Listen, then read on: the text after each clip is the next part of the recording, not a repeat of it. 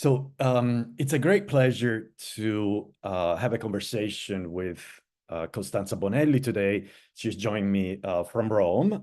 And it's especially pleasurable to congratulate Costanza for co-winning the Modern Italy Article Prize of the Society for Historical Studies for her article, Some Typically African Risks, Safeguarding the Health of Italian Settlers During the Fascist Empire, 1935-1941, which was published in Centaurus last year. So congratulations, complimenti. I'm Dario Gaggio. I teach at the University of Michigan, and I was the chair of the jury that awarded that prize. The other members of the committee were Juliana Kemetis from the University of Wisconsin-Madison and Michael Ebner from Syracuse University. We all really enjoyed reading your article, and we learned a great deal from it. And I look forward to learning a little more about your background, your discussing the article further, maybe talk a little bit about your plans for the future.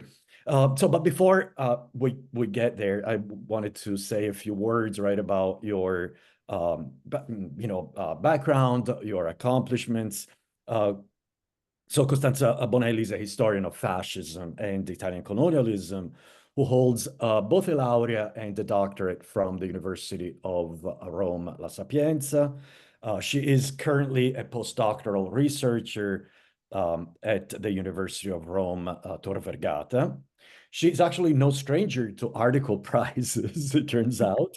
Another of her articles published in Quaderni Storici in 2019 won the Cisco Award for Best Article of that year. So this really speaks to the quality, right, of Costanza's scholarship.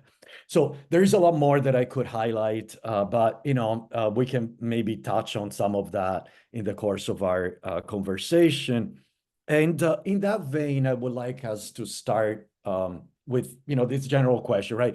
How did you come across the main topic, right, of your research, meaning colonial medicine under fascism, which is also the broad theme, right, of your doctoral dissertation, if I'm not mistaken. So how did you end up focusing on that particular theme, as broad, of course, as it is? Okay, so before we start, let me thank you. Yes, thank you and all the members of the committee for this award and for reading the article. And I'd like to thank also the Society for Italian Historical Studies for the prize. And yes, thank you also for organizing this online conversation. And yes, the article and my research it's built upon my doctoral project that focused on the history of Italian tropical medicine as a field linked to the process of European expansion. My research examined both the liberal period and fascism, and the idea was to investigate how a field of knowledge is formed. So the process through which a field of knowledge is formed, placing science in a historical and political and social context. And I think I began working on this topic as a result of several interests I pursued during my studies. And yes, the study of social policy, particularly public housing policies in the post-war Italy. And on the other side, yes, my personal interest in Italian colonialism, racism, and I also interested in philosophy of medicine. So I know it's strange, but philosophy of medicine, and particularly the works of George Canguilhem.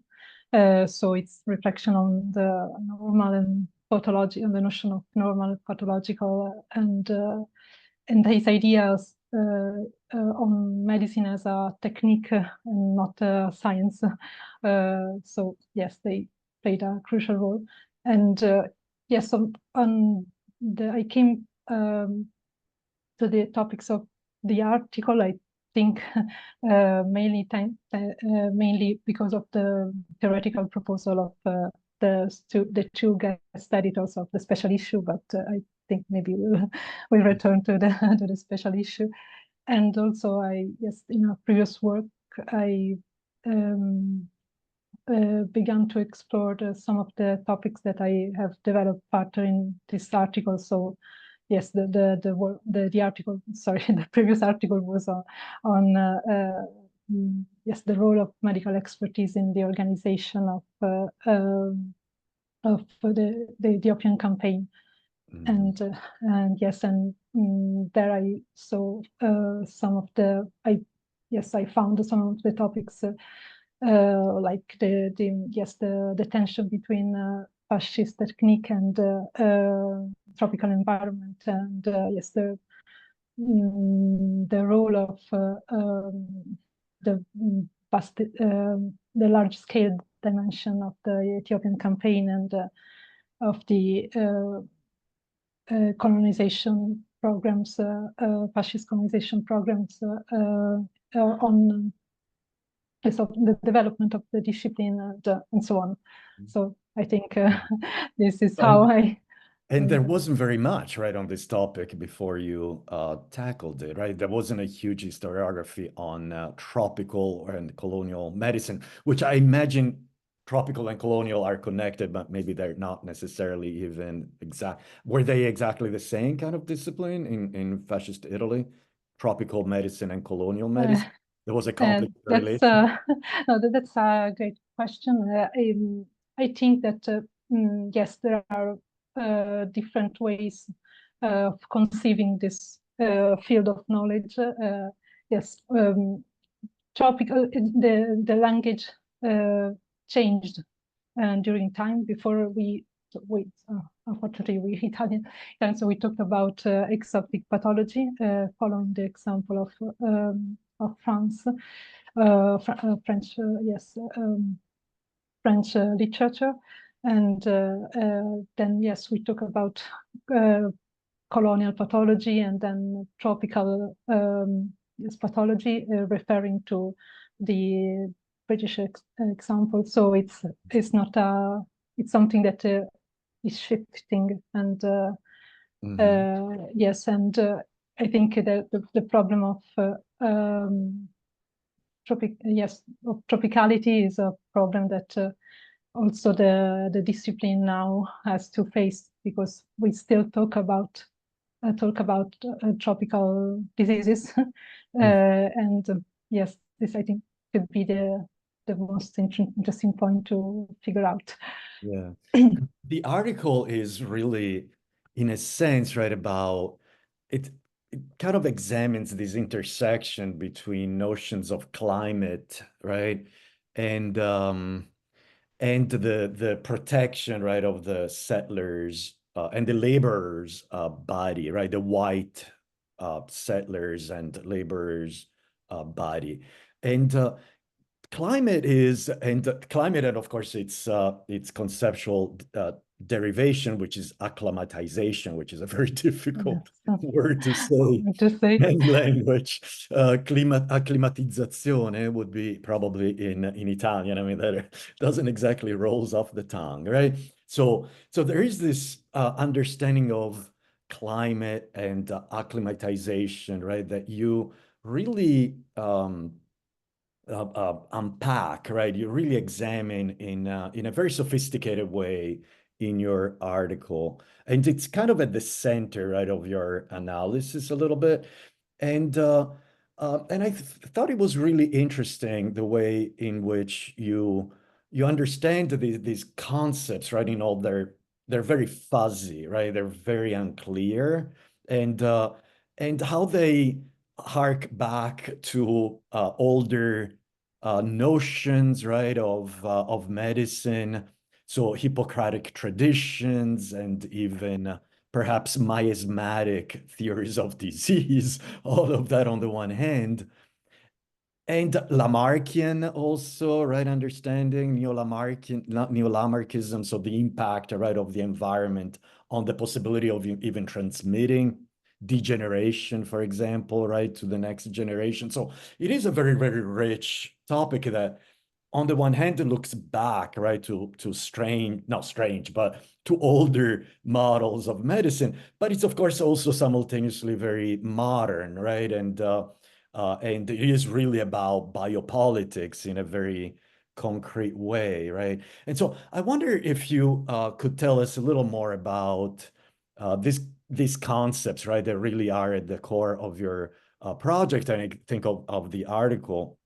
And also maybe the way in which what they say about fascism and colonial, the relationship, right, between the colonial experience and the fascist regime more generally, right? So it seems that there is a lot going on there, right, in these understandings of climate acclimatization, this looking backwards, is looking forward. I don't know. Does that make sense as a question? Yes, absolutely. Thank Yes. you. Yes, in fact, I was, yes, uh, it was wonderful to read the citation, Yeah. and yes, and the fact that you put the emphasis on acclimatization, because it's the concept is, yes, is at the core of my study, even if there isn't a specific section in the article.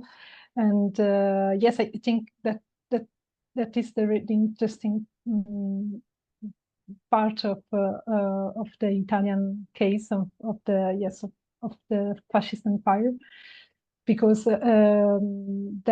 these climatic anxieties, these old climatic anxieties, are widespread, and they lasted because they served to reinforce the functioning of colonial society according to the imperatives of fascism and its racial politics. So they lasted because they allowed fascism to control the conducts of it, the social and hygienic conducts of Italian, keeping the settler's body in a position of superiority, organic superiority. I'm sorry, maybe it's I don't know if it's a clear explanation. And the fact is that this superiority could be subverted by an environment that was still conceived as pathogenic. And I think that acclimatization is an interesting concept because it's a relational one. So it's a concept that hides an actor that is the native population that is more yes, that is immune to some of the disease of the environment. And so so the problem is that the body of the settler risk of being in a position not of not of superiority, not of organic superiority in relation to the indigenous one. So this is the obsession of the physicians, and this obsession is yes, it gets bigger during the empire because of yes, of the emphasis put by the regime on the racial policy, so racial segregation. So yes. Yes. Yeah. The body, also because, of course, the Ethiopian campaign, as you say, right, is unprecedented, somewhat unprecedented in its scale, right? I mean, there are hundreds of thousands of soldiers who are sent to Ethiopia. But also, as you point out, and I think some of us sometimes forget that there are hundreds of thousands of laborers, right, that go to the Horn of Africa to prepare for the military campaign, right? And many of them start building, roads, for example, out in the open, right? So there is this real sense of potential vulnerability of the body of these European or even white bodies, as they call them, right? You point out in your article. So they're very vulnerable, but there is this inherent contradiction, right? They're simultaneously vulnerable, but also superior, right? But that superiority is at the same time ascribed. I mean, of course, they're superior as European and whites, but at the same time, it's also a process, right? So acclimatization is something that you have to work towards, right? It's not something that is immediate. And there is this whole apparatus, right, of doctors but also I imagine of hospitals, and it's a whole network, right, of techniques, as you say, right, even perhaps more than knowledge that is meant to help, right, with this process of adaptation, and which is only very partially successful, if at all, right? And so another question that I had for you, I mean, related to this, is that you use the word organicist, right, quite a bit in the article, and you understand fascism as holding organicist visions, right? And I think we all understand, intuitively what this may mean, but I don't know if you have a little more of a, I don't want to say formal definition, but maybe a little more systematic if you can give us a little bit more of a systematic understanding of what you mean by organicist.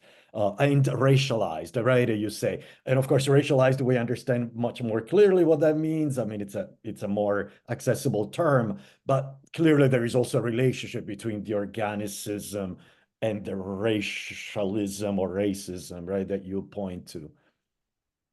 Yes, absolutely. I have to try to explain better myself. And yes, I spoke of organicism, referring to some studies and scholarship that then better than me have pointed out how yes, people and environment, body and nation are conceived by fascism as a part of the same intellectual and conceptual framework. Mm-hmm. Reclamation is that once the transformation of people and of the environment, and I think we can say that for Italian fascism, often there is no distance between man and landscape, between the natural and artificial. So the way of talking about man and landscape sometimes the same, and I think that this conception we can see these conceptions also in the context of Italian colonial medicine, and because there is no clear transition in the Italian studies from an environmental perspective on disease to a biological and zoological perspective of disease transmission. So as a result, during the empire, and is fueled by this, what I call the organicistic visions and racialized vision, climate and what they supposed anti-hygienic habits of native population, they mutually reinforce in creating an environment that was conceived as pathogenic. So the the land had to be reclaimed because it was infested by sick natives, and on the other hand, sick natives were ill because of the environment was full of infested with parasites. So it's something that it doesn't. I think it doesn't. It's not so frequent in other colonial medical thoughts. The idea is that yes, fascism spoke of reclaiming the land and reclaiming the natives, and to make fecund the land with the work of Italian works, so Italian labor. So there's a continuous shift between the levels of man and things, and also the racialized vision. I underline this point is because during the fascist empire, more than in the earlier periods in which the survival in the so-called tropics was a more complex process. They faced a contradiction because they had to emphasize the ability of the fascist settler organism to adapt to the environment and to stress its organic power. At the same time, they had to emphasize the dangers of a tropical environment because because it was a way of maintaining the settler healthy, and so to preserve their racial prestige. Yeah.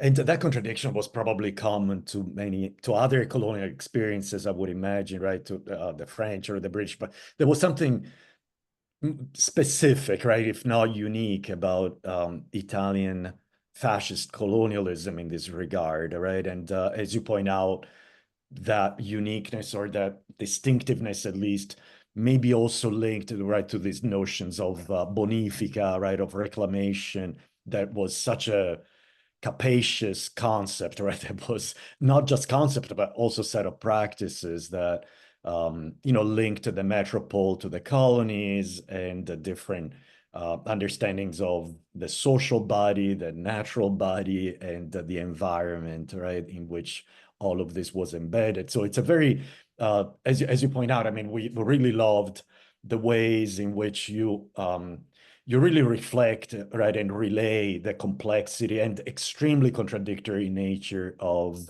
these concepts, and also of the practices, right, that were implemented on the ground. Because another really interesting dimension of your project, of this article, is that you move but from pretty highly abstract, seemingly abstract concepts, right, in medical knowledge, and then you ground these concepts in very specific and even quantitative practices, right? And especially social insurance. I mean, you actually point out, and I think that was wonderful, that these hundreds of thousands of workers in particular, because I think maybe the soldiers, I imagine, fell under a different kind of scheme, right? But certainly these hundreds of thousands of laborers, of workers, had to be insured, right? And at what rate, and in what was the relationship between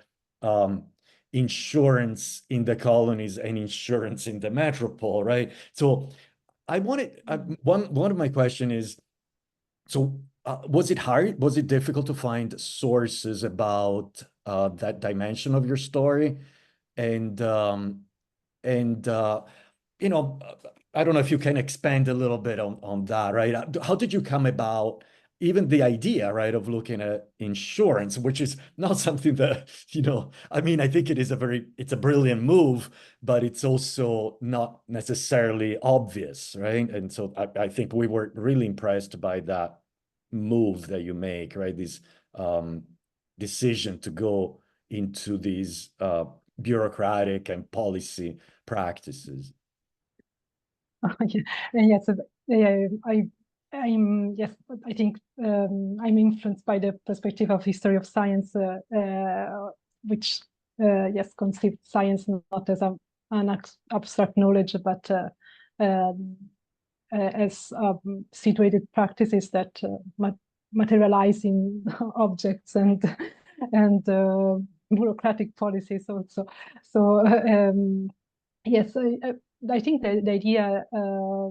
I had the idea just reading the sources, and I've already been studying social policies practices, so policies and practices. So I was interested in that kind of yes of topic, and also the notion of risk. Yes, I was fascinated by the notion of risk, and for this article, and before I've been reading some sociology and environmental history on the concept of technological risk, and yes, it helped me, and yes, finding the sources for to study the social security provisions and their application in the Italian colonies was, I think, both easy and challenging.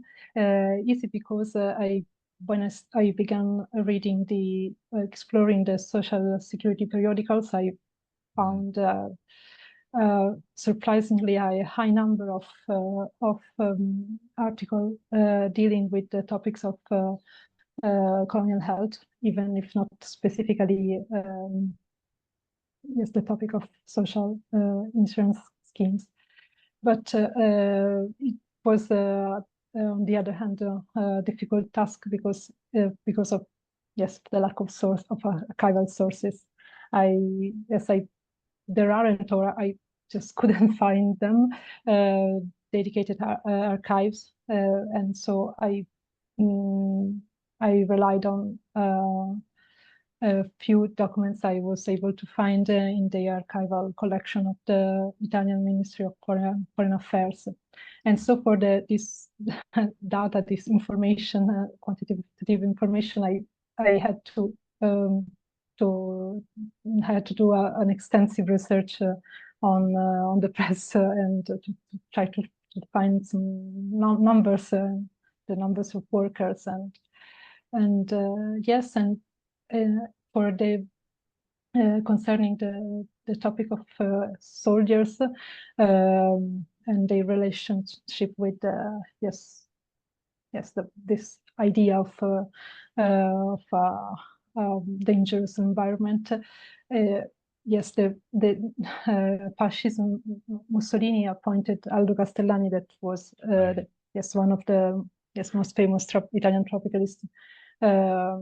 Yes, a consultant for the organization of the sanitary aspect of the campaign, and that was the idea to control everything. Also, the fact that a large number of soldiers were exposed to largely exposed to the tropical risks, and so there is this dimension of trying to control something, so nature, and yeah. Well, thank you. Yeah, I know it's the dimension of your research, but the whole article is impressive. But we found that move, right, especially intriguing and especially interesting. So we don't have a whole lot of time, so I wanted to maybe give you an opportunity to talk a little bit about the publication process, right? I mean, and so about how you came to publish this article in Centaurus, especially, which is the journal of the European Society for the History of Science, if I'm not mistaken, right? So, and you mentioned that it was part of a special issue, right? Maybe may want to tell us what the special issue was about, and how, I mean, anything else that you want to add, right, about the process of publication? Thank you. I was yeah, as I enjoy working with the journal, and yes, I received many suggestions, not only from the referees but also from the editorial board, and they helped me to better focus on some of the issues of the article. And as I received I had great support and also critical revision from the two guest editors of the special issue, so Guillaume Lint and Paul Tortosa, whom I thank, I'd like to thank. And yes, the article was part of this special issue about the notion of pathogenic environments, so places and regions which were perceived as harmful to human health. And their idea, I think, was a charming one, was to explore the relationship between medicine, health, and environment. Somehow, how these concepts were related, and they co-constructed. they were co-constructed, and yes, challenging the narratives of ecological thinking dating back to the ancient time, as well as the idea that Hippocratic tradition remains the same across the centuries, and so it was trying to figure out what changes in a quite stable terminology of medical terminology. Yeah. And so that, I can see how your article really contributed to these things in a unique way. Yeah. And so in closing, right? So I don't know if you want to tell us a little bit about what you're working on right now. I mean, you're now in a postdoctoral program, right? And I think you've moved to a slightly different but not unrelated set of issues, right? So maybe you want to tell us a little bit about that. Yes, absolutely. I'm currently working at University of Rome Tor Vergata on colonial policing and public order practices. Yes, the construction of public order in the context of Italian colonialism, especially in Eritrea during the 19th and the early 20th century. And the project is part of a bigger research on shared hybrid practices of shared monopoly on violence. Yes, in the context of liberal Italy, so on the role of civic militias and armed groups in the enforcement of public order. And yes, I try to figure out how to reflect on this concept in the context of Italian colonialism, and especially Eritrea. And I'm trying to explore the role of white militias, and also especially indigenous armed group in the construction of colonial order and public order, and not only in the military action. That something that is already well studied, and yes, that's the project. But I hope to maybe to return to the topics of colonial medicine, and yes, I would like to explore better the production and circulation of vaccine in and for Italian colonies. And yes, I hope I will manage to do that kind of research. Yeah, public health and public order are not Yes. unrelated. No, yes, they have multiple We've learned that the hard relation. way. That's so we look forward to the fruits, right, of this new research in the next future. So I want to thank you for your time and congratulate you again for Thank you so this much. prize. And I maybe will get to meet one day in person in Italy or somewhere else. All right. Thank you so much, Costanza. Thank you so much for everything, and yes, for this conversation also. I hope, yes, there will be a chance to meet in person. So thank you so much.